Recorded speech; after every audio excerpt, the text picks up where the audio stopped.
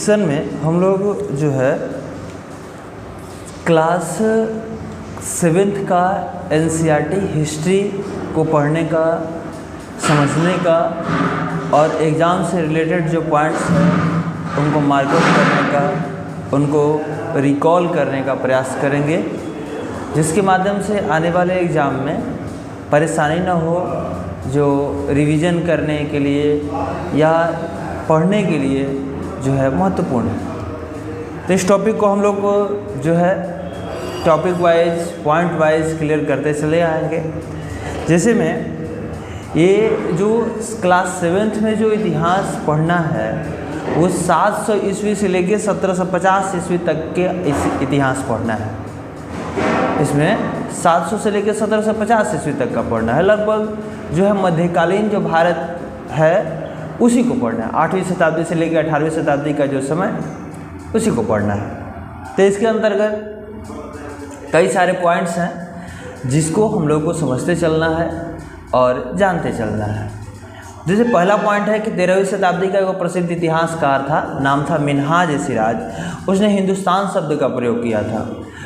तो उस हिंदुस्तान का मतलब क्या था कि जो सिंधु नदी है, सिंधु नदी के पूरब में, ठीक है, सिंधु नदी के पूरब में पंजाब, हरियाणा और गंगा यमुना नदी के बीच वाला जो जगह है, इस जगह के लिए उसने हिंदुस्तान शब्द का प्रयोग किया था 13वीं सदी में। किस इतिहासकार ने?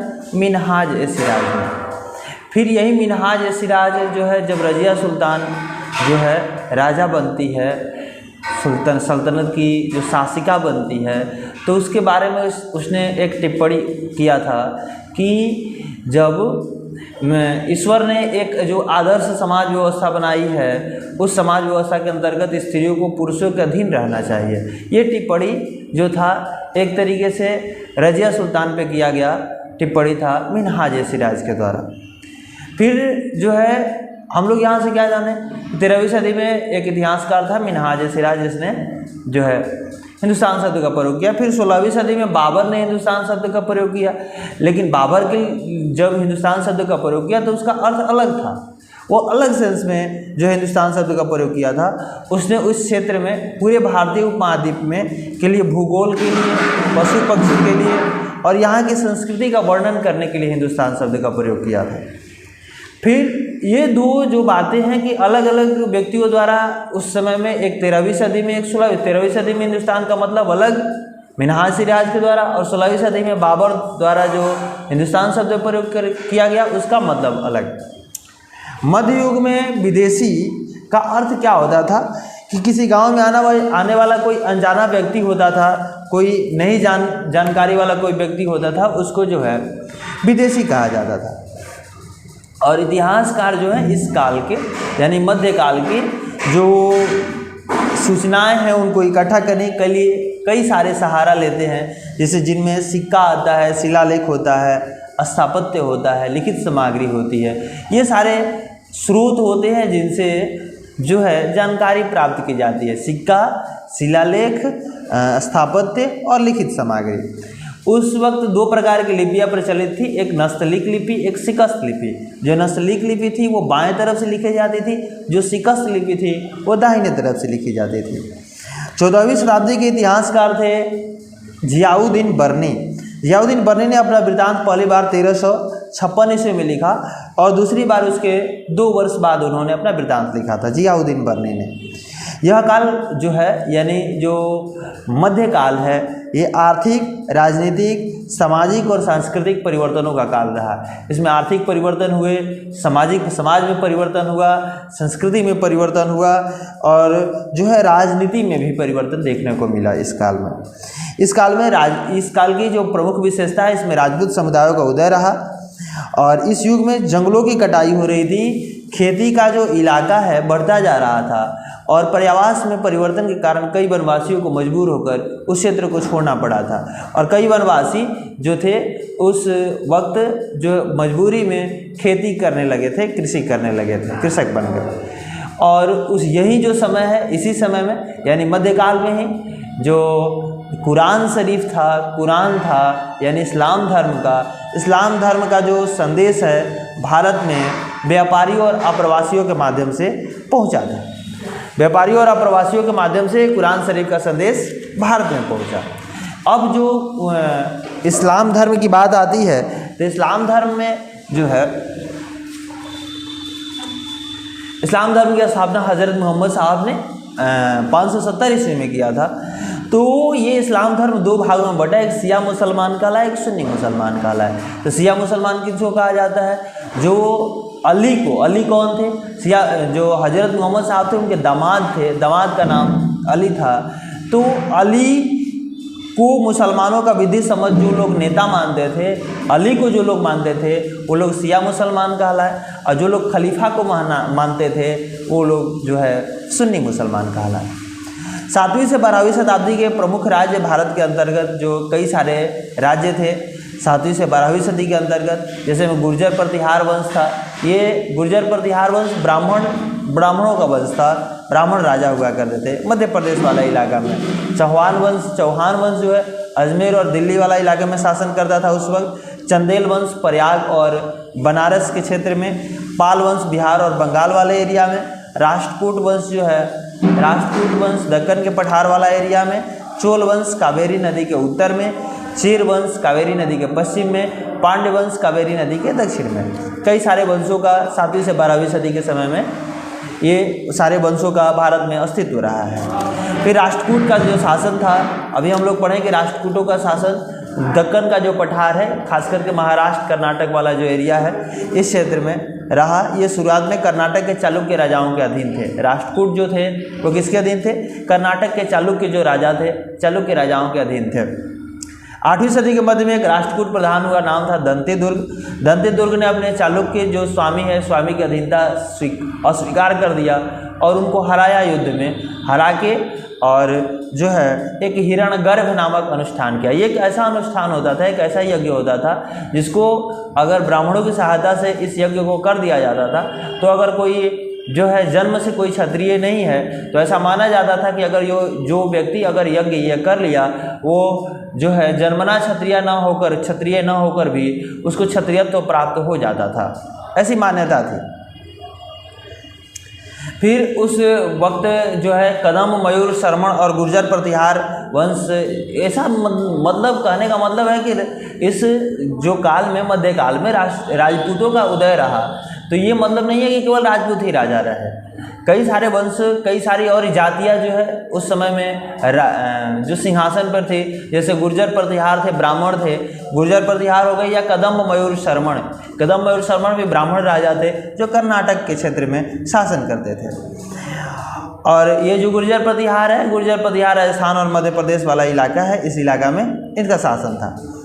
तमिलनाडु में शासन करने वाले जो चोल वंश है, चोल वंश जो है, चोल वंशों के जो अभिलेख हैं, अभिलेखों में 400 से ज़्यादा प्रकार के कर, टैक्स लगाए जाने की बात कही है, जिसमें 2 कर महत्वपूर्ण है, एक वेटी और कदमई। वेटी जो कर होता था जबरन श्रम पर कर लिया जाता था, और कदमई जो होता था भू राजस्व का कर होता था चोल वंश के समय में। इसको वेटी क्या है? जबरन श्रम का कर है। कदमई क्या है? भू राजस्व पर लगाया गया कर है। तो इसको याद रखना है, ये किस वंश में? चोल वंश के समय की बात है। और जो ग्वालियर में एक अभिलेख पाया गया है, प्रशस्ति मिला है, जो नागभट्ट के कामों का वर्णन इसमें किया गया है। तो नागभट्ट कौन थे? एक प्रतिहार नरेश थे, गुर्जर प्रतिहार वंश के शासक थे नागभट्ट, जिनका वर्णन जो है ग्वालियर में पाई गई प्रशस्ति में मिलता है। 12वीं सदी में एक जो 12वीं सदी थी, इसमें संस्कृत एक काव्य लिखा गया, राज तरंगिणी, जो कश्मीर के इतिहास से संबंधित है, जिसको कलहण ने लिखा था। फिर उसी वक्त जो है त्रिपक्षीय संघर्ष देखने को मिलता है कनौज को, मतलब अधिकार को लेकर, राष्ट्रकूटों में, गुर्जर प्रतिहार में, और उधर पाल वंश में। गुर्जर प्रतिहार हो गए, राष्ट्रकूट और पाल वंश के शासकों में त्रिपक्षीय संघर्ष देखने को मिलता है कनौज के अधिपत्य को लेकर। अफगानिस्तान में गजनी का सुल्तान था। अब उसी वक्त जो है भारत से बाहर क्या चल रहा था? अफगानिस्तान में एक गजनी साम्राज्य था, जहाँ का सुल्तान महमूद गजनवी कहा जाता है, या सुल्तान महमूद भी कहलाता है। इसका जो समय है 997 से 1030 ईस्वी तक शासनकाल रहा। ये भारत पे आक्रमण करता रहा। सुल्तान जो महमूद था अपने साथ एक महान विद्वान को रखता था, जिसको अलबरूनी कहा जाता है। ऐसा माना जाता है कि अलबरूनी को एक युद्ध में एक युद्ध में जीत कर उसको वहाँ से ले गया था, सुल्तान महमूद था। तो ये जो अलबरूनी है, अलबरूनी अरबी में किताब उल हिंद या तहकीक हिंद की रचना की, जो हिंदुस्तान के इतिहास के बारे में जानकारी प्रदान करता है। चौहान वंश के राजा थे। अब चूँकि क्यों चौहान वंश और सुल्तान महमूद के बारे में बात हो रही है, क्योंकि जो गजनवी है, गजनवी आक्रमण करता है, गजनवी कई क्षेत्रों पर आक्रमण करता है। गजनवी के बाद जो है मोहम्मद गौरी आक्रमण करता है।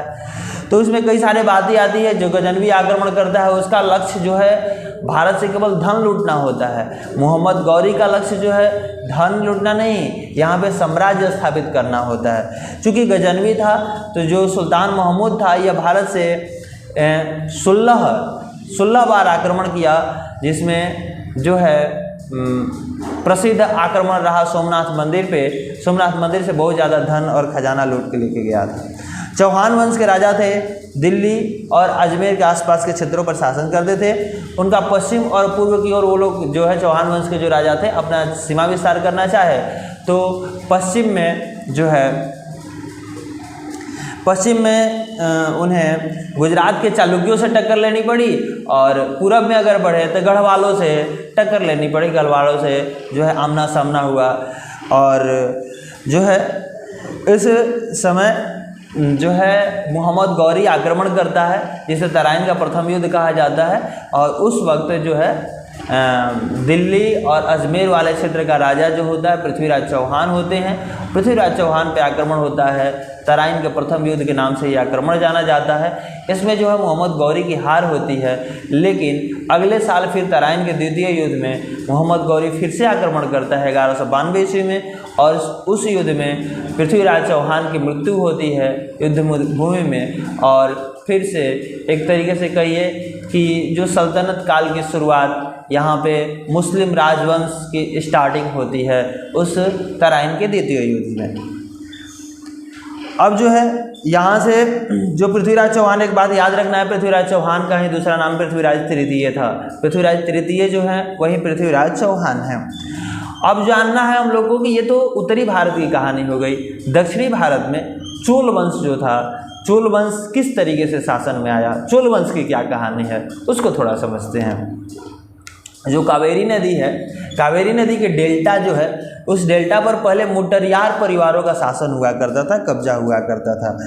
और ये जो पल्लव राजाओं के अधीन हुआ करते थे, जो मुटरियार परिवार के जो राजा थे। उरैयार के जो चोल वंशीय प्राचीन मुखिया परिवार के विजयालय ने 9वीं शताब्दी में उसने मुटरियारों को हराया और उस डेल्टा पर कब्जा कर लिया। कौन से डेल्टा पर? कावेरी नदी के डेल्टा पर। और वहाँ पर तंजावुर शहर और निशुंभ सूदिनी देवी का मंदिर बनवाया। कौन? विजयालय ने। तो ये जो है, ये क्वेश्चन भी आता है चोल वंश का संस्थापक कौन था, तो ये विजयालय ही था जिसने चोल वंश की एक तरीके से स्थापना की थी। किसको हराकर? मुटरियारों को हराकर। ये मुटरियार किसके अधीन थे? ये पल्लव वंश के जो कर्नाटक में कांचीपुरम तमिलनाडु में जो पल्लव वंश शासन कर रहा था उसके अधीन ये काम कर रहे थे। तो इनको हराकर विजयालय ने वहाँ पे उस डेल्टा पर कब्जा किया और उस डेल्टा पर कब्जा करके वहाँ एक तंजौर शहर और निशुंभ सूदिनी देवी का मंदिर बनवाया। फिर उरैयार के ये तो हो गया। विजयालय के उत्तराधिकारी जो थे, उत्तराधिकारियों ने उनके बाद के राजाओं ने अगल बगल के क्षेत्रों को अपने राज्य में मिलाने का प्रयास किया और मिलाया भी। दक्षिण और उत्तर में जो पांड्य वंश थे, पांड्य वंश दक्षिण में था, उत्तर में जो पल्लव वंश था, उन दोनों को अपने साम्राज्य में मिलाया गया चोल शासक द्वारा। सबसे शक्तिशाली चोल शासक जो है राज प्रथम आते हैं। इनका जो समय है 985 ईस्वी में इनका शासनकाल शुरुआत होता है। और इनके पुत्र जो हैं राजेंद्र प्रथम, ये भी महत्वपूर्ण शासक माने जाते हैं चोल वंश के। चोल वंश के ये दो सबसे प्रसिद्ध शासक रहे, राज प्रथम और राजेंद्र प्रथम। राजेंद्र प्रथम का अभियान जो है गंगा नदी की घाटी में भी रहा, श्रीलंका में भी रहा और दक्षिण पूर्व एशिया के देशों में भी इनका अभियान रहा था। जो तंजावुर शहर है या गंगईकोंड चोलपुरम मंदिर, चोल शासक ये बनवाए थे, राजराज प्रथम और राजेंद्र प्रथम। फिर चोलकालीन मंदिर केवल पूजा आराधना के ही स्थल, उस वक्त जो मंदिर बनते थे केवल पूजा आराधना के ही स्थल नहीं होते थे, वो सामाजिक और आर्थिक गतिविधियों के भी केंद्र हुआ करते थे। चोल की जो कांस्य प्रतिमा होती थी, कांसा की जो प्रतिमाएं होती थी, मूर्तियाँ होती थी, वो उस वक्त अपने उत्कृष्ट प्रतिमा के लिए प्रसिद्ध हुआ करते थे। अब चोल वंश में साम्राज्य और प्रशासन किस प्रकार से चलता था, इसको समझना है। उस वक्त चोल वंश में जो किसानों की सभा होती थी उसको उर कहा जाता, किसानों की जो बस्तियां होती थी उनको क्या कहा जाता था, उर कहा जाता था। और गांवों के जो समूह होते थे उनको नाडु कहा जाता था। ग्राम परिषद और नाडु को कई सारे न्याय करने का और कर वसूलने का अधिकार मिला। इसमें एक मुविंद वेलन आता है। मुविंद वेलन जो है एक प्रकार का किसान है जो तीनों राजाओं को अपनी सेवा देने वाला किसान होता था। अरैयार किसे कहा जाता था, चोल वंश में प्रधान को अरैयार कहा जाता था। उस वक्त जो चोल वंश के राजा होते थे उन चोल वंश में वेल्लाल जाति के किसानों का चोल सरकार की देखरेख में नाडु के काम काज, नाडु जो होता था, जो गांवों के समूह होते थे उनको नाडु कहा जाता था। तो नाडु जो थे, नाडु के काम काज में अच्छा नियंत्रण था वेल्लाल जाति के किसानों का। और जो है चोल वंश में 5 प्रकार की भूमियों का वर्णन मिलता है, जिसमें विल्लन वेगाई होती है एक भूमि, एक भूमि का एक प्रकार विल्लन वेगाई, जिसके मालिक जो है ब्राह्मण नहीं होते थे। एक ब्रह्मदेव भूमि होती थी, जो ब्राह्मणों को उपहार में दी गई जो भूमि होती थी उसको ब्रह्मदेव भूमि कहा जाता था। एक साला भोग होता था, विद्यालय के रख रखाव के लिए जो भूमि दी जाती थी उसे साला भोग कहा जाता था। एक देवदान भूमि होती थी, जो मंदिरों के रख रखाव के लिए मंदिरों को उपहार में दी गई जो भूमि होती उसको देवदान कहा जाता था। एक पल्ली चंदम भूमि का प्रकार होता था, जो जैन मंदिरों को, जैन संस्थानों को दान में जो दी गई भूमियाँ होती थी उसे पल्ली चंदम कहा जाता है। ये 5 प्रकार की भूमियों का वर्णन आता है, इसको याद रखना है। एक विल्लन वेगाई है, एक ब्रह्मदेव है, एक साला भोग है, एक देवदान है और फिर पल्ली चंदम है। तमिलनाडु के चिंगलपूट जिले के उत्तर मेरूर से एक अभिलेख प्राप्त हुआ है जिसमें ब्राह्मण सभा के संगठन के बारे में जानकारी मिलती है कि ब्राह्मण सभा के संगठन उसी वक्त जो है, इसी समय में चोल काल जो था 9वीं सदी से स्टार्ट होता है। विद्यालय ने स्थापना किया था 9वीं सदी में। तो इसी समय में जो चीन में एक तांग राजवंश का शासन हुआ करता था जो लगभग 300 वर्षों तक शासन किया और 7वीं से 10वीं शताब्दी तक तांग राजवंश का शासन रहा। यहाँ के जो प्रशासन होता था, यहाँ प्रशासन कुछ अलग तरीके से होता था। वहाँ प्रशासन जो चलाया जाता था, पहले जो आज के डेट में जो एक कॉम्पिटिटिव एग्जाम होता है, इस तरीके से एग्जाम लिए जाते थे, फिर अधिकारी चुने जाते थे। वो अधिकारी ही वहाँ की शासन प्रशासन का देखभाल करते थे, उनको चलाते थे।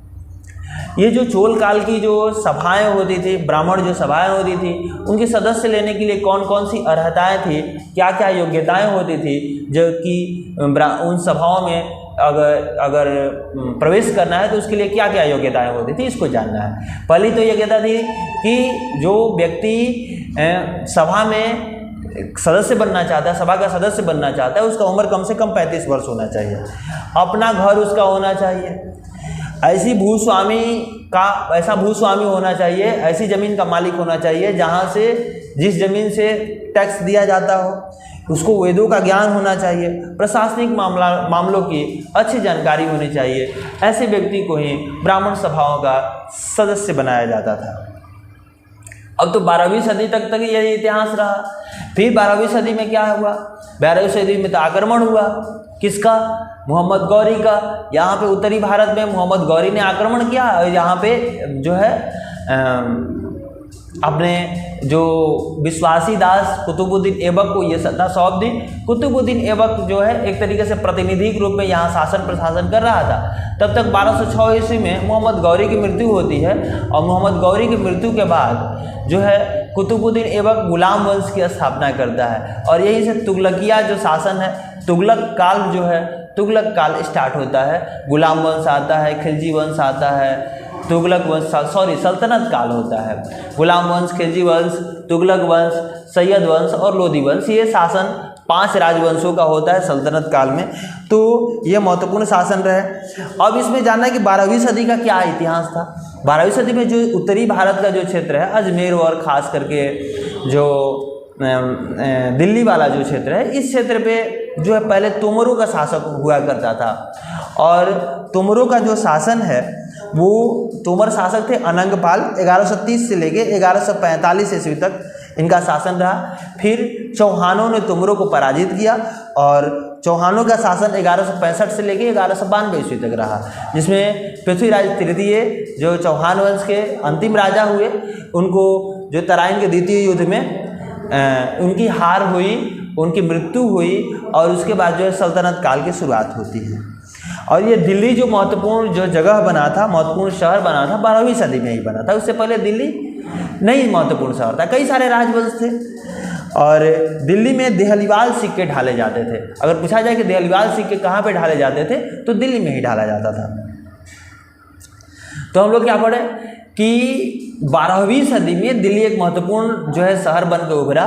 और इसका महत्वपूर्ण कारण कि उत्तरी भारत में मुसलमानों का आगमन स्टार्ट हो गया था, मुसलमानों का आक्रमण स्टार्ट हो गया था और एक तरीके से सत्ता भी स्थापित हो चुकी थी, मुस्लिम सत्ता स्थापित हो चुकी थी 1192 ईस्वी में। तो चूंकि 1192 ईस्वी में मोहम्मद गौरी का प्रतिनिधि बन के कुतुबुद्दीन ऐबक शासन कर रहा था और मोहम्मद गौरी जिंदा था। मोहम्मद गौरी की मृत्यु 1206 ईस्वी में होती है। तो 1206 ईस्वी के बाद 1206 ईस्वी में ही कुतुबुद्दीन ऐबक जो है दास वंश या गुलाम वंश या कहा जाता है ममलूक वंश की स्थापना किया था। फिर जो प्रारंभिक तुर्की शासक थे वो जो है गुलाम वंश के अंतर्गत कई शासक रहे। इन गुलाम वंश का शासन 1206 से 1290 ईस्वी तक रहा। गुलाम वंश के बाद खिलजी वंश आया, 1290 से 1320 तक शासन रहा। फिर खिलजी वंश के बाद तुगलक वंश आया, 1320 से लेकर 1414 तक शासन रहा। तो फिर तुगलक वंश के बाद सैयद वंश 1414 से 1451 और सैयद वंश के बाद लोधी वंश 1451 से लेके 1526 ईस्वी तक। ये इनका क्रम है। इनके जो महत्वपूर्ण शासक हैं उनका जो क्रम है, उनका जो शासनकाल है, उनको थोड़ा रिकॉल करते हैं। जैसे में 1206 से लेकर 1210 ईस्वी तक कुतुबुद्दीन ऐबक था।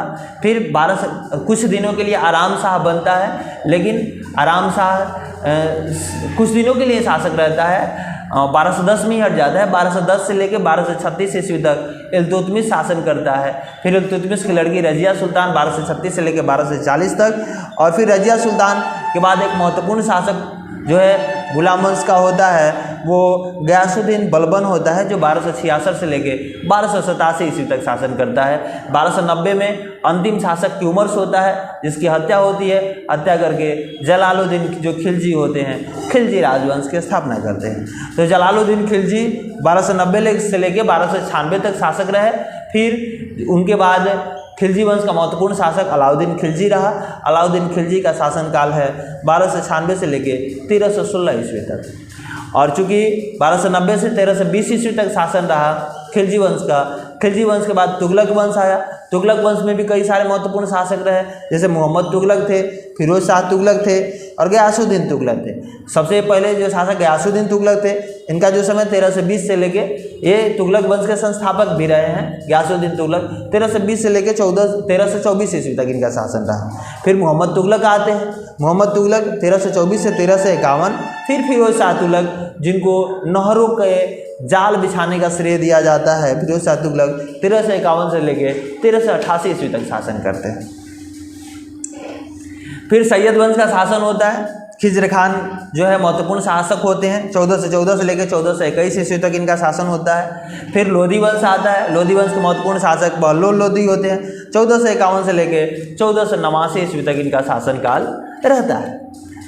अब जो है हम शुरुआत में ही फर्स्ट लाइन में बताए थे कि 13वीं सदी में मिन्हाज सिराज का इतिहासकार था जिसने हिंदुस्तान शब्द का प्रयोग किया। तो वही इतिहासकार मिन्हाज सिराज जब रजिया सुल्तान जो है यहाँ की शासिका बनी उत्तरी भारत की, तो उस वक्त उसने एक टिप्पणी किया था कि ईश्वर ने जो आदर्श समाज व्यवस्था बनाई है, उस आदर्श समाज व्यवस्था में जो है स्त्रियों को पुरुषों के अधीन रहना चाहिए, ये उसकी टिप्पणी थी। लेकिन ऐसी बात नहीं है कि केवल रजिया सुल्तान ही, रजिया सुल्तान प्रथम शासिका जरूर थी, प्रथम मुस्लिम शासिका भी थी और प्रथम शासिका भी थी, लेकिन उसके बाद भी कई सारी ऐसी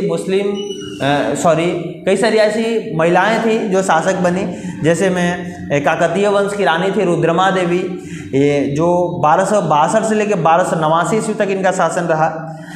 वारंगल क्षेत्र की और कश्मीर की रानी दिद्दा थी, जो उसी काल में 13वीं सदी में ही देखने को मिलता है। फिर अलाउद्दीन जो खिलजी हैं, अलाउद्दीन खिलजी का अभियान देखने को मिलता है।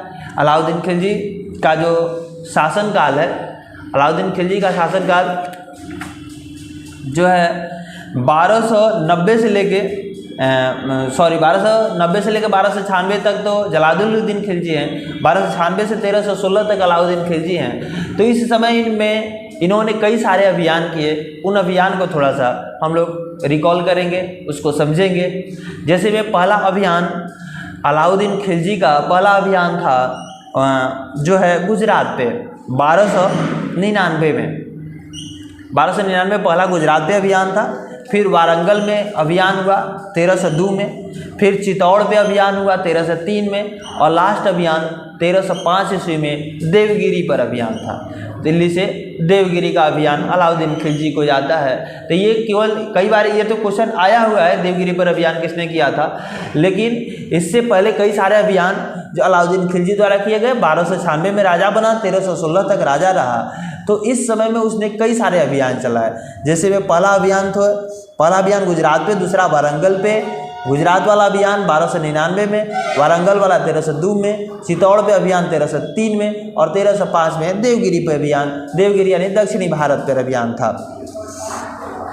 ये जो कुतुब मीनार है, कुतुब मीनार को कुतुबुद्दीन ऐबक ने 1199 ईस्वी में बना दिया था।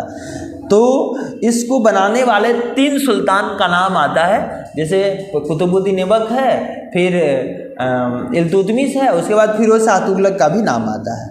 अब जो है मस्जिद अरबी शब्द है जिसका मतलब होता है ऐसा स्थान जहाँ मुसलमान जो होता है अल्लाह की इबादत के लिए अल्लाह की इबादत की आराधना में, अल्लाह की आराधना में सजदा करता है। उस स्थान को क्या कहा जाता है?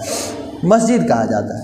मक्का की ओर जो दिशा होती है उसको किबला कहा जाता है। और चूँकि भारत से मक्का जो है पश्चिम में पड़ता है, इस वजह से भारतीय जो मुसलमान है पश्चिम की तरफ मुँह करके और जो है आराधना किया करते हैं। जो मोठ की मस्जिद है, मोठ की मस्जिद का जो निर्माण है, मोठ की मस्जिद का निर्माण सिकंदर लोदी के शासनकाल में हुआ था। ये याद रखना है। सुल्तान जो मोहम्मद तुगलक है, मोहम्मद तुगलक ने कई सारे जो नीच जाति के अफसरों को चयनित किया था अपने राजकाज चलाने के लिए, प्रशासन चलाने के लिए। जैसे में अजीज कुमार थे। अजीज कुमार पेशे से शराब बनाने वाले और बेचने वाले व्यक्ति थे। फिरोज हजाम थे, नाई थे। और मनका तबाख बावर्ची थे। और लड्डा पीरा ये माली थे। ये सारे लोग ऊंचे प्रशासनिक पदों पर नियुक्ति की हुई थी मोहम्मद तुगलक द्वारा। इन नियुक्तियों को देखकर ही जियाउद्दीन बर्नी ने इन नियुक्तियों का उल्लेख करते हुए राजनीतिक जो है विवेक के नाश और शासन करने की क्षमता का परिचय देते हुए बताया कि जो मोहम्मद तुगलक हैं उनकी राजनीतिक विवेक का नाश हो गया है और जो है शासन करने की ये अक्षमता प्रदर्शित करते हैं। इक्ता संभालने वाले जो अधिकारी थे उनको इक्तादार कहा जाता था उस वक्त, या मुफ्ती कहा जाता था। मुफ्ती का काम जो होता था सैनिक अभियानों का नेतृत्व करना होता था। ये जो होते थे सैनिक सेवा के बदले वेतन के रूप में मुफ्ती जो होते थे अपने इलाकों से राजस्व की वसूली किया करते थे। फिर अलाउद्दीन खिलजी है। अलाउद्दीन खिलजी का समय कब से कब तक? 1296 से लेकर 1316 ईस्वी तक था, जिसमें हम लोग अभियान पढ़े हैं अलाउद्दीन खिलजी का। एक बार फिर से रिकॉल करते हैं। अलाउद्दीन खिलजी का जो अभियान रहा, पहला अभियान गुजरात पे 1299 में, दूसरा अभियान वारंगल पे 1302 में, फिर चित्तौड़ पे 1303 में और फिर जो है देवगिरी पे अभियान 1305 ईस्वी में रहा। अलाउद्दीन खिलजी के शासनकाल में भू राजस्व के निर्धारण और वसूली के जो कार्य हैं, मुक्ति जो कहे जाते थे उनके हाथ में नहीं रहा। ये टोटल काम अलाउद्दीन खिलजी अपने हाथों में लिया और जो मुक्ति होते थे उनको भी कर देने के लिए, टैक्स देने के लिए बाध्य किया गया। स्थानीय सामंत जो होते थे उनसे जो कर लगाने के लिए अधिकार छीन लिया गया, बल्कि स्वयं उन्हें भी कर लगाने के लिए, ये अलाउद्दीन खिलजी के समय की घटना है। अलाउद्दीन खिलजी के समय इस तरीके की व्यवस्था रही। और अलाउद्दीन खिलजी के समय 3 प्रकार के कर लिए जाते थे। एक खराज होता था, एक जो है घड़ी कर होता था, यानी घर पर कर लिया जाता था, एक मवेशियों पर कर लिया जाता था। दक्षिण भारत की विजय के तुरंत बाद ही वह पूरा क्षेत्र फिर से जो है फिर से स्वतंत्र हो गया। देवगिरी पर जो अभियान हुआ था 1305 ईस्वी में, तो ये विजय तो जरूर रहा, लेकिन वो फिर से स्वतंत्र हो गया कुछ दिन, थोड़े देर में।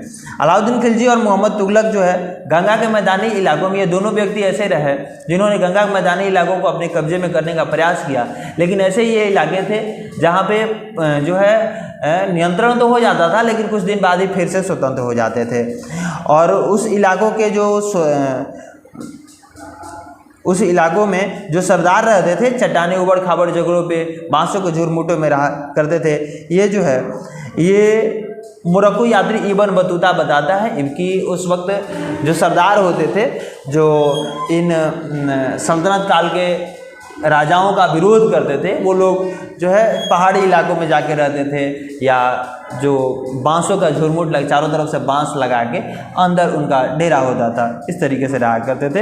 ये इब्न बतूता के अनुसार है, ये मोरक्को का यात्री है। फिर समय आता है चंगेज खान के नेतृत्व में। अब मंगोलों ने 1219 ईस्वी में उत्तर पूर्वी ईरान में जो ट्रांस ऑक्सियाना जो क्षेत्र है, जिसको आज के डेट में उज्बेकिस्तान कहा जाता है, इस पर हमला किया और उसके शीघ्र बाद दिल्ली पर हमला किया। अलाउद्दीन खिलजी और मोहम्मद तुगलक के शासनकाल में दिल्ली पर मंगोलों द्वारा कई आक्रमण किए गए। इसमें अलाउद्दीन खिलजी और मोहम्मद तुगलक द्वारा कई सारे प्रयास किए गए दिल्ली को बचाने के लिए। इसमें अलाउद्दीन खिलजी का जो प्रयास है, उसमें कई सारे प्रयास है। दिल्ली उनके समय में, अलाउद्दीन खिलजी के समय में मंगोलों का आक्रमण 2 बार हुआ, एक 1299 से 1300 ईस्वी के समय में, एक 1302 से लेकर 1303 ईस्वी। इसमें इसका सामना करने के लिए एक विशाल अस्थायी सेना का गठन किया था अलाउद्दीन खिलजी ने। अपने सैनिकों के लिए सिरी नामक एक नया जो है गैरिसन शहर बनाया। सैनिकों को भोजन के लिए टैक्स, पैदावार का 50% हिस्सा जो है टैक्स लगाया। एकता के स्थान पर नगद वेतन दिया, अब जो है भूमि नहीं दिया, और उसके स्थान पर नगद वेतन दिया। बाजार नियंत्रण प्रथा भी लागू की गई कि उस क्षेत्र में वस्तुओं का दाम ना बढ़े, इस वजह से बाजार नियंत्रण लागू किया गया और उसे सफल भी बनाया गया। लेकिन मोहम्मद तुगलक के समय भी आक्रमण हुए मंगोलों के, तो मंगोलों के आक्रमण से बचने के लिए मोहम्मद तुगलक द्वारा कई सारे कदम उठाए गए। इसने भी एक अस्थायी सेना का गठन किया, लेकिन इसने गैरिसन शहर नहीं बनाया, सिरी नामक गैरिसन शहर नहीं बनाया। जो पुराना दिल्ली या कोहना था, उसको ही खाली करवा के और उसको सैनिक छावनी बनवा दिया। सैनिकों को खिलाने के लिए अतिरिक्त कर लगाया गया, और उस दौरान जो है कई सारे अकाल भी पड़े। सैनिकों को नगद वेतन, लेकिन कीमत नियंत्रण के स्थान पर टोकन मुद्रा का प्रचलन किया था। टोकन मुद्रा का प्रचलन मोहम्मद तुगलक द्वारा किया गया। ये जो सिक्के होते थे प्रायः सस्ती धातु के बने होते थे। इनका जो है कोई भी जो है डुप्लीकेट कर सकता था। और जो है कश्मीर पर आक्रमण विफल रहा, विशाल सेना का भंग हो गया, टोकन मुद्रा भी वापस लेनी पड़ी मोहम्मद तुगलक को। इस तरीके से मोहम्मद तुगलक जो है असफल शासकों की श्रेणी में गिना जाता है। 1526 ईस्वी तक तुगलक वंश के बाद दिल्ली और आगरा पर सैयद और लोधी वंश का शासन रहा।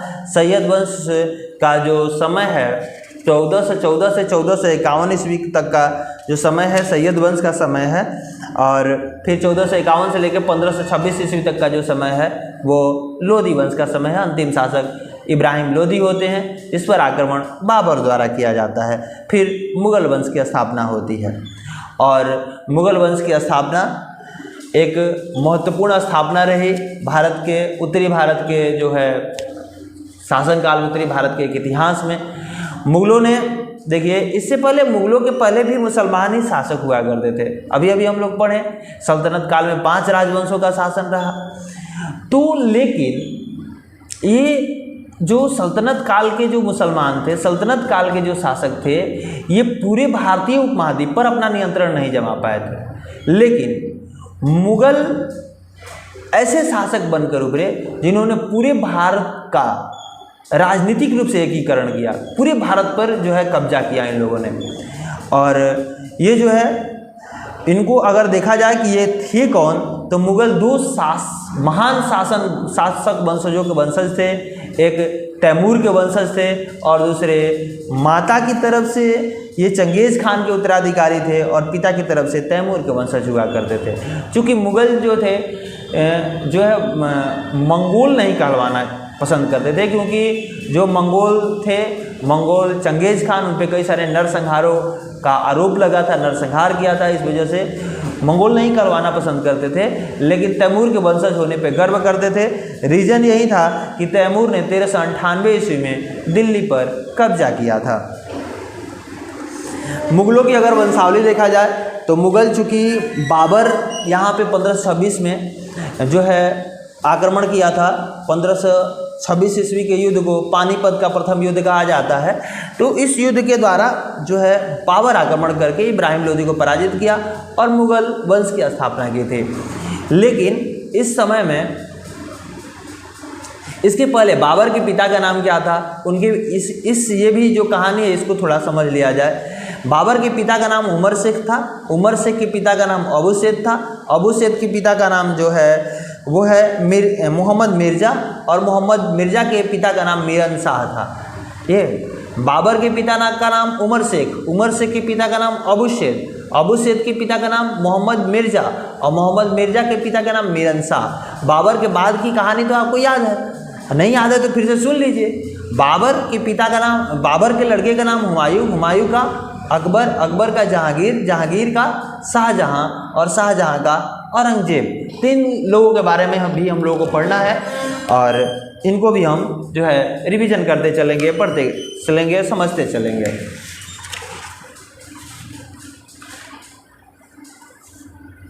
बाबर जो व्यक्ति था वो 1494 ईस्वी में फरगना का उत्तराधिकार उसको मिला, फरगना राज्य का उत्तराधिकारी प्राप्त हुआ जब इसकी उम्र केवल 12 वर्ष थी।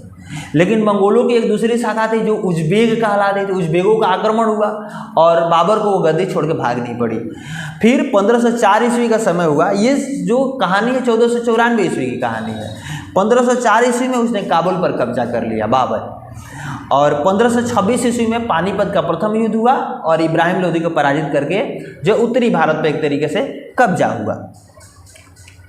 पानीपत के प्रथम युद्ध में, ये जो प्रथम युद्ध था जिसमें तोप और गोलीबारी का प्रयोग हुआ था, बाबर ने किया था। युद्ध के प्रयोग होने वाला बारूद की तकनीक, बारूद का प्रयोग है भारत में 14वीं सदी में आ गया था। और जो है आग्नेयास्त्रों के लिए भारत का प्रयोग सबसे पहले गुजरात, मालवा और दक्कन के प्रदेशों में, जैसे प्रदेशों में हुआ था, आग्नेयास्त्र जो होते थे उनका उपयोग गुजरात, मालवा और दक्कन प्रदेशों में हुआ।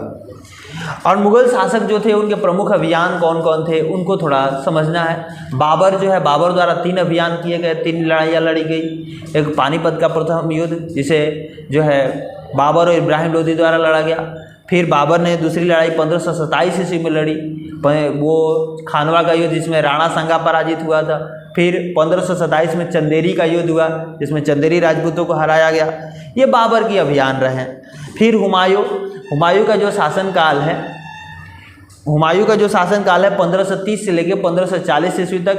फिर जो है शेर शाह आक्रमण करता है, 1539 में आक्रमण होता है, 1540 में आक्रमण होता है। 1539 का जो आक्रमण होता है वो चौसा में, और 1540 का कनौज का युद्ध होता है, 1539 का चौसा का होता है। इन दोनों युद्धों में हार होती है हुमायूं की, और हुमायूं को देश छोड़ के भागना पड़ता है। और इस समय में 1540 से लेकर 1555 ईस्वी तक के समय सूर्यवंश का शासन काल रहा और सूर्यवंश ने शासन किया इस समय पे। फिर 1555 ईस्वी में फिर से हुमायूं, ईरान का एक शासक होता है सफाविद शाह, सफाविद शाह का मतलब सहायता लेके फिर से दिल्ली पर कब्जा करता है और 1555 में कब्जा करता है। फिर 1556 में उसकी मृत्यु हो जाती है, और हुमायूं की मृत्यु होने के बाद अकबर को राजा बनाया जाता है। और अकबर का जो शासनकाल है 1556 से लेके 1605 ईस्वी तक का शासनकाल है। इसके शासनकाल को अच्छी तरीके से समझने के लिए इसके शासनकाल को 3 भागों में बांट देते हैं। अकबर के शासनकाल को एक 1556 से लेकर 1570 ईस्वी का समय, एक 1570 से 1580 का समय, और तीसरा 1580 से लेकर 1605 ईस्वी का समय। ये इन समय में उसने क्या किया था? 1556 से 1570 ईस्वी के समय में अकबर, चूँकि अकबर की उम्र कम थी, 13 वर्ष की अवस्था में अकबर सम्राट बना था, तो उसकी उसको अपने संरक्षक मिले थे। बैरम खान जो है अभिभावक थे, संरक्षक थे, तो अपने परिवार के जो सदस्य थे उनके संरक्षक थे, इनसे मुक्ति मिली। किसको? अकबर को 1556 से 1570 ईस्वी वाला कार्यकाल में। और इसी समय में उसने सूरी वंश जो है अफगानों के विरुद्ध, सूरी जो और अन्य अफगान रहे, निकटवर्ती जो राज्य गोंडवाना हुआ या मालवा हुआ, तथा अपने जो सौतेले भाई थे, अकबर का जो सौतेला भाई था मिर्जा हाकिम, और उज़्बेकों के विद्रोह को दबाने के लिए कई सारे अभियान किए गए इस समय में। और इस समय की जो महत्वपूर्ण घटना है 1568 में और 1569 की। 1568 में सिसोदिया की जो राजधानी थी, सिसोदिया जो राजपूतों की राजधानी थी, वो चित्तौड़ थी, उस पर कब्जा किया गया। और 1569 में रणथंभौर पर कब्जा किया गया अकबर के द्वारा। तो ये जो है ये पहला टर्म है। दूसरा टर्म शुरुआत होता है 1570 से लेके 1580 तक का समय। इस समय में क्या करता है, 1585 तक का समय। तो इस समय में गुजरात के विरुद्ध अभियान करता है, सैनिक अभियान शुरू होता है। इन अभियानों के गुजरात के विरुद्ध जब ये अभियान होता है, उसके बाद बिहार, बंगाल, इन क्षेत्रों, उड़ीसा, इन क्षेत्रों पर अभियान अकबर का रहता है। और 1579 से 80 में मिर्जा हाकिम के पक्ष में विद्रोह होता है। ये मिर्जा हाकिम के पक्ष में विद्रोह जो है 1579 से 80 ईस्वी। फिर जो 1585 से 1605 ईस्वी का जो समय है, इस समय में अकबर जो अपने साम्राज्य का विस्तार करता है। इसमें क्या होता है, इसमें सफाविदों को हराया जाता है और कंधार पर कब्जा किया जाता है, और कश्मीर को भी जोड़ा गया इसी समय में। मिर्जा हाकिम की मृत्यु हुई। मिर्जा हाकिम जो कि इसके सौतेला भाई था, किसका? अकबर का। तो उसकी मृत्यु होती है। तो उसकी मृत्यु के पश्चात काबुल को अपने राज्य में मिला लिया गया। दक्कन के अभियान की शुरुआत हुई इसी समय। बरार, खानदेश और अहमदनगर के कुछ हिस्सों को अपने राज्य में मिलाया गया था। शासन के अंतिम वर्षों में अकबर की जो सत्ता है राजकुमार सलीम के विद्रोह के कारण डगमगाई, और वही सलीम जो आके जहांगीर कहलाए। तो जहांगीर का पुराना नाम, बचपन का नाम सलीम रहा। राजकुमार सलीम कौन थे? जहांगीर थे। फिर वही जहांगीर कहलाए। जहांगीर का जो समय है 1605 ईस्वी से लेके 1627 ईस्वी तक का समय रहा, इनके शासनकाल रहा। जहांगीर ने अकबर के जो सैन्य अभियान थे जो है दक्षिण भारत वाला, उनको आगे बढ़ाया। मेवाड़ के सिसोदिया जो शासक थे अमर सिंह ने मुगलों की सेवा स्वीकार की जहांगीर के समय में ही। और इसके बाद सिख, अहोम और अहमदनगर के खिलाफ अभियान चलाए गए जो पूर्णतः सफल नहीं रहे थे। फिर जहांगीर के शासन के अंतिम वर्षों में राजकुमार खुर्रम ने क्या किया? राजकुमार खुर्रम ने विद्रोह किया, और वही खुर्रम आगे चल के शाहजहां कहलाया। तो खुर्रम, सलीम जहांगीर का नाम है, खुर्रम शाहजहां का नाम। शाहजहां का जो समय है 1627 से लेके 1658 ईस्वी तक का समय। शाहजहां जो है दक्कन में शाहजहां का अभियान जारी रहा। दक्कन पर नज़र अकबर के समय से ही रही। अकबर ने बरार जो है, अहमदनगर है और खानदेश, बरार, खानदेश और अहमदनगर के कुछ इलाकों को अपने राज्य में मिलाया था। जहांगीर ने भी यह अभियान जारी रखा, लेकिन पूर्ण सफल नहीं हुआ। लेकिन जो शाहजहां है, शाहजहां का भी आक्रमण जो है दक्कन वाले प्रदेशों पर रहता है। और अफगान जो अफजाद खान जहान लोदी ने विद्रोह किया और पराजित हुआ। इसी के समय में अफगान जो है एक अफगान अभिजात थे, अफजाद खान जहान लोदी ने विद्रोह किया और पराजित हुआ। अहमदनगर के विरुद्ध अभियान हुआ जिसमें बुंदेलों की हार हुई थी, और ओरछा पर कब्जा कर लिया गया। अहमदनगर पर अभियान करके ओरछा पर कब्जा किसके समय में? शाहजहां के समय में। उत्तर पश्चिम में बल्ख पर नियंत्रण करने के लिए उज़्बेकों के विरुद्ध विद्रोह अभियान हुआ जो असफल रहा। फिर से जो है अकबर द्वारा जीता गया जो कंधार था, फिर से शाहजहां ने खो दिया। फिर ये जो है सफाविदों के हाथों में चला गया कंधार। 1632 में अहमदनगर को मुगलों के राज्य में मिला लिया गया। 1657 से 58 में शाहजहां के पुत्रों के बीच उत्तराधिकार का युद्ध हुआ जिसमें औरंगजेब जो है विजयी हुआ। शाहजहां की शेष जिंदगी जो है उसको जेल में, कैद खाने में काटनी पड़ी और आगरा के कैद में उसे कैद कर दिया गया। किसके द्वारा? औरंगजेब के द्वारा। और जो औरंगजेब का जो समय है फिर शासनकाल है 1658 से लेकर 1707 ईस्वी तक का इसका शासनकाल होता है।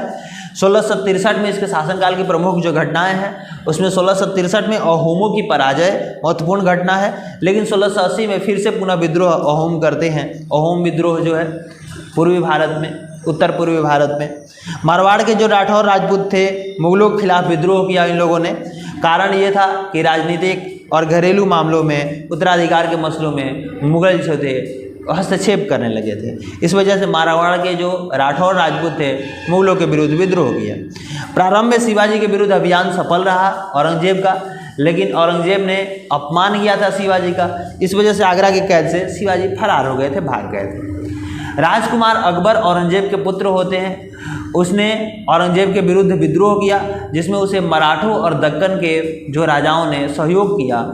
जो विद्रोह थमा तो फिर से जो है औरंगजेब दक्कन के विरुद्ध अभियान चलाया, जिसमें 1685 ईस्वी में बीजापुर को अपने राज्य में मिलाया गया। 1687 में गोलकुंडा को मुगल राज्य में मिलाया। 1685 और 1687 ये दो युद्ध करके, और जो महत्वपूर्ण दक्कन के 5 ऐसे राज्य थे, एक गोलकुंडा था, बीजापुर था, अहमदनगर था, बरार और बीदर था, ये 5 राज्य थे, जिसमें 1685 में बीजापुर को और 1687 में गोलकुंडा को अपने राज्य में मिलाया गया औरंगजेब के द्वारा। रीजन यही था कि अकबर का अकबर जो राजकुमार अकबर थे औरंगजेब का पुत्र, उसका ये लोग जो थे दक्कन वाले जो शासक थे ये समर्थन कर रहे थे उस विद्रोह में। फिर औरंगजेब की मृत्यु के बाद विद्रोह शुरू हुआ। मुगल जो थे, मुगल ज्येष्ठाधिकार के नियम में विश्वास नहीं करते थे, वो सदायात प्रथा को अपनाते थे। अगर पिता की मृत्यु होती है तो जितने सारे भाई हैं, सारे भाइयों में समान रूप से जो धन है धन का बंटवारा कर दिया जाता था। इस प्रथा में ये लोग विश्वास करते थे। जहांगीर की जो माँ थी, यानी अकबर और जहांगीर, 2 ऐसे मुगल शासक हुए जिन्होंने राजपूत कन्याओं से शादी किया, राजपुत्रियों से, राजकन्याओं से शादी किया, राजा की लड़कियों से। जैसे में जो अकबर थे, अकबर कछावा की राजकुमारी से शादी किए थे, अंबर के राजपूत शासक की जो पुत्री थी। फिर जो जहांगीर थे, जहांगीर की जो भी पत्नी थी वो भी राठौर राजकुमारी थी, वह मारवाड़ के राजपूत शासकों की पुत्री थी। फिर जो है मेवाड़ के सिसोदिया राजपूत लंबे समय तक मुगलों की सत्ता को स्वीकार करने से इनकार करते रहे, वो नहीं कर रहे थे, परंतु जब हारे मुगलों से तो मुगलों ने उनके साथ जो है सम्मानीय व्यवहार किया था, किसी तरीके का ओछा व्यवहार नहीं किया था। मुगलों की सेवा में आने वाले जो नौकरशाह थे वो मनसबदार कहलाए। शुरू में उन्होंने तुर्की सरदारों की मनसबदारों पर नियुक्ति की, बाद में चल के ईरानियों को, भारतीय मुसलमानों को, अफगानों को, राजपूतों को और मराठों को, अन्य समूहों को भी जो है मनसबदार के पद पर नियुक्ति की गई मुगलों द्वारा। सैन्य उत्तरदायित्व के हिसाब से मनसबदारों को घुड़सवार रखने पड़ते थे। वे अपने सैनिकों के घोड़े को दगवाते थे और सैनिकों का हुलिया लिखवाते थे, और ऐसा करने के बाद ही उनको जो है उनके खर्च के लिए पैसा मिलता था, धन मिलता था। अकबर के शासनकाल में 29 मनसबदार थे और औरंगजेब के शासनकाल में मनसबदारों की संख्या बढ़ के 79 हो गई, 79 हो गई थी। मनसबदार जो है अपना वेतन राजस्व एकत्रित करने वाली भूमि से पाते थे, जिन्हें जागीर कहा जाता था। और मनसबदार जो है अपने जागीर पर ही नहीं रहते थे, जबकि सल्तनत काल में जो मुक्ति होते थे वो अपने ज़मीन पे ही रहते थे। लेकिन ये जो है मनसबदार, ये दूसरे क्षेत्र में नौकरी करते थे, उनको तैनात किया जाता था। भले उस क्षेत्र से, जिस क्षेत्र में जागीर मिलती थी, उस क्षेत्र से जो पैसा आता था उन्हीं का होता था। अकबर के शासनकाल में जागीरों का जो राजस्व होता था मनसबदार के वेतन के तकरीबन बराबर होता था। लेकिन औरंगजेब के समय में जो जागीर का से आने वाला राजस्व हुआ, उनके वेतन से बहुत कम हो गया। और मुगलों की आमदनी का प्रमुख साधन जो था किसानों की उपज से मिलने वाला राजस्व था, जिसे जमींदार वसूलते थे। अकबर के राजस्व मंत्री टोडरमल थे, जिन्होंने भूमि का सर्वे किया और कृषि की पैदावार, कीमत और कृषि भूमि का सर्वेक्षण किया गया टोडरमल द्वारा। इसके आधार पर नगद कर निश्चित किया गया। प्रत्येक सूबे को राजस्व मंडलों में बांटा गया टोडरमल द्वारा, और प्रत्येक की हर फसल के लिए राजस्व दर की अलग अलग सूची बनाई गई। राजस्व प्राप्त करने की ये जो व्यवस्था थी उसी को जब्ती प्रणाली कहा गया। तो यहाँ से जब्ती प्रणाली अकबर के शासनकाल में देखने को मिलती है। 17वीं शताब्दी के अंत में किसान विद्रोह ने मुगल साम्राज्य के स्वामित्व को चुनौती दी। कई सारे विद्रोह हुए, किसान विद्रोह। अकबर ने अपने करीबी मित्र नाम था अबुल फजल और उनके दरबारी भी थे, उसको अपने शासनकाल का इतिहास लिखने के लिए कार्य सौंपा था। अबुल फजल ने यह कार्य पूरा किया और अकबरनामा नामक एक 3 जिल्दों में एक इतिहास लिखा। तो पहले जिल्द में जो है मुगलों के पूर्वजों का वर्णन है, दूसरी जिल्द में अकबर के शासनकाल की वर्णन है और तीसरी जिल्द में जिसे आईने अकबरी कहा जाता है, जिसमें अकबर के प्रशासन, घराना, सेना, राजस्व और साम्राज्य के भूगोल का ब्यौरा मिलता है आईने अकबरी में। तो आईने अकबरी जो है अकबरनामा का एक भाग है। अकबरनामा जो है 3 भागों में रचित किया गया था अबुल फजल द्वारा। अबुल फजल जो थे अकबर के मित्र थे, करीबी मित्र थे और दरबारी भी थे।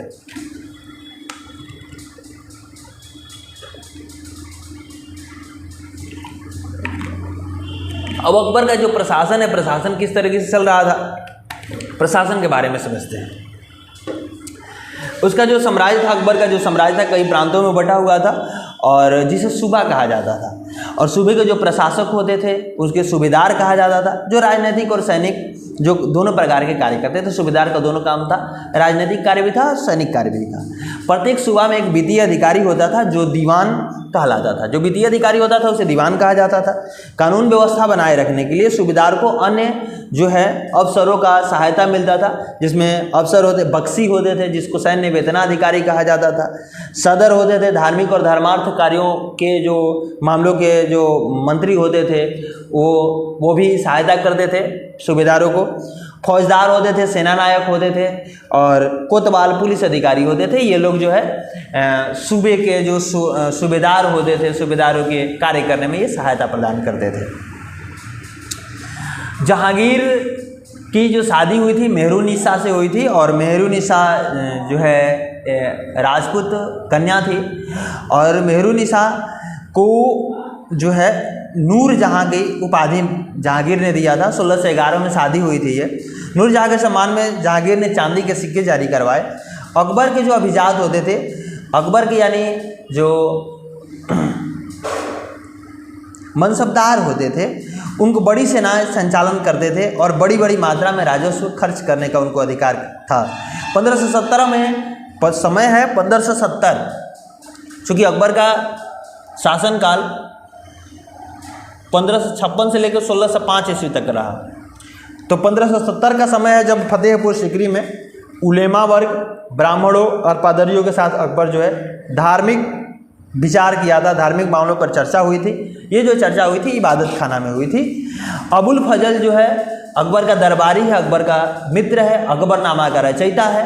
तो ये अबुल फजल है 16-ए-कुल नामक सिद्धांत दिया शासन करने के लिए अकबर को, और इसका मतलब है कि सभी धर्मों का समान व्यवहार किया जाए, आदर किया जाए। तो ये व्यवस्था, इस सिद्धांत के अनुसार जहांगीर और शाहजहां ने भी अपना शासन चलाया था। अकबर ने संस्कृत ग्रंथों का फारसी में अनुवाद कराने के लिए एक मगध खाना यानी अनुवाद ब्यूरो की स्थापना की थी और उसी समय जो महाभारत है, महाभारत की फारसी में अनुवाद हुआ था जिसका नाम रजमनामा आता है। ये अकबर के शासनकाल की ही बात है। 16वीं सदी में मुगलों के समकालीन ऑटोमन तुर्क थे, सुल्तान सुलेमान शामिल हैं, इनके मुगलों के समकालीन हैं। इसके राज्य का जो विस्तार है यूरोप की तरफ हुआ था। ऑटोमन तुर्कों का सम्राट को अल कानूनी का खिताब मिला था। अकबर के समकालीन और जो शासक थे, इंग्लैंड की जो शासक रानी थी जो एलिजाबेथ थी, उन्हें अकबर के शासन समय की थी। ईरान का सफाविद शासक था शाह अब्बास और उसी शासक इवान चतुर्थ बेसिलियविच, ये जो थे अकबर के समकालीन विश्व के अनेक शासक हैं, महत्वपूर्ण शासक। अकबर जो है कुतुबुद्दीन ऐबक, चूँकि सल्तनत काल में सल्तनत काल की जो स्ट्रक्चर हैं, जो स्थापत्य कला है, उसके बारे में हम लोग समझते हैं। उस सल्तनत काल या सल्तनत काल मत कहिए, अच्छा रहेगा 700 से लेके